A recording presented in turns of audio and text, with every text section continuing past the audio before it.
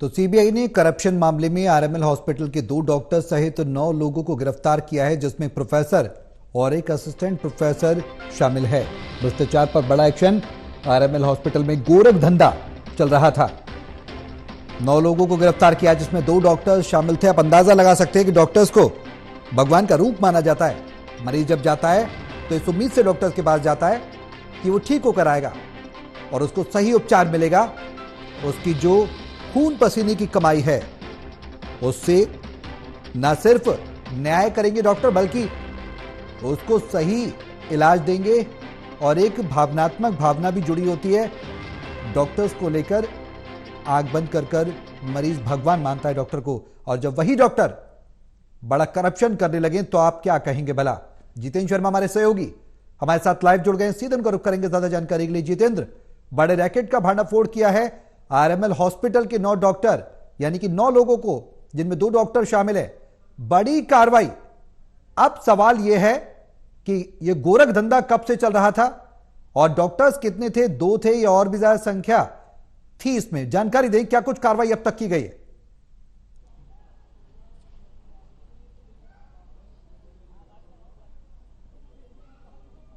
बिल्कुल, देखिए, सीबीआई ने 16 लोगों को एफआईआर में आरोपी बनाया है, जबकि 2 डॉक्टर सहित 9 लोगों को गिरफ्तार किया है, जिसमें 4 लोग बाहर के हैं जो कि मेडिकल इक्विपमेंट के डीलर्स के वहां पर जब छापेमारी की गई थी उनको गिरफ्तार किया गया। सीबीआई ने टोटल 15 जगह छापेमारी की है मेडिकल इक्विपमेंट से जुड़े डीलरों के यहां पर, क्योंकि डॉक्टरों पर आरोप है कि जो आरएमएल अस्पताल के अंदर मरीज आते थे उनसे वो पैसे लेकर के उनका इलाज करते थे, यानी कि घूस लेते थे और उसके बाद इलाज करते थे। जैसा कि आपने कहा, कब से ये गोरख धंधा चल रहा था, यानी कि ये गोरख धंधा काफी सालों से चल रहा होगा, जिसके बाद अब ये सीबीआई को इसकी भनक लगी और सीबीआई ने कड़ी मेहनत के बाद 16 लोगों के खिलाफ एफआईआर दर्ज की, जिसमें 9 लोग अब तक गिरफ्तार हो चुके हैं, जिसमें कि 2 आरएमएल अस्पताल के डॉक्टर हैं, जिसमें कि एक प्रोफेसर, एक असिस्टेंट प्रोफेसर है। बताया जा रहा है कि 2.5 लाख रुपए रिश्वत लेते हुए, जो कि यूपीआई से जो रिश्वत ली थी, सीबीआई ने रंगे हाथों गिरफ्तार किया है, क्योंकि सीबीआई के पास पुख्ता सबूत थे, क्योंकि सीबीआई ने पूरा जाल बिछाया था इन लोगों तक पहुंचने के लिए। क्योंकि जब सीबीआई कहीं पर रेड करती है, छापेमारी करती है, तो वो कहीं भी चूक नहीं करना चाहती कि किसी भी तरीके से जिस शख्स के खिलाफ एफआईआर उन्होंने दर्ज की है वो बच सके।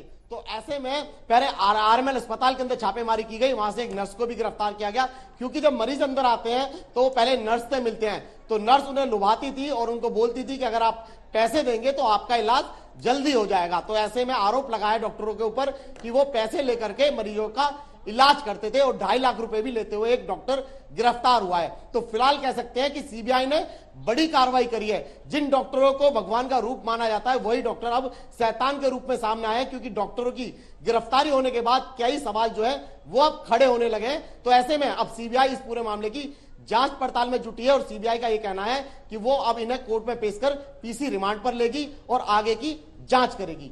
जितेंद्र, बड़ा सवाल यह है कि न सिर्फ 2 डॉक्टर आरएमएल हॉस्पिटल के, बल्कि और इक्विपमेंट्स का जो लेन देन हुआ करता था। सवाल यह भी है कि क्या उच्च स्तर के अधिकारी भी इसमें शामिल हो सकते हैं? क्या डायरेक्टर लेवल तक, बीओडी लेवल तक, बोर्ड ऑफ डायरेक्टर लेवल तक लोग इसमें शामिल हो सकते हैं? और भी परतें खुल सकती हैं और भी नाम निकलकर सामने आ सकते हैं इस जांच के बाद?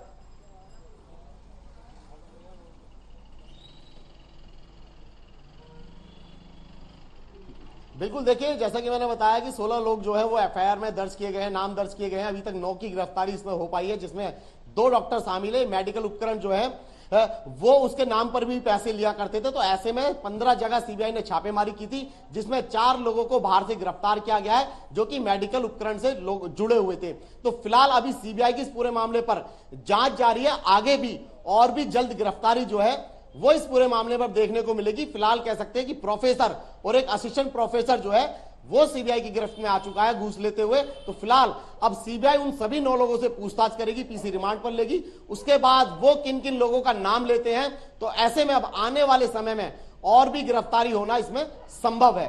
सौरभ, चलिए, बहुत शुक्रिया जितेंद्र तमाम जानकारी साझा करने के लिए।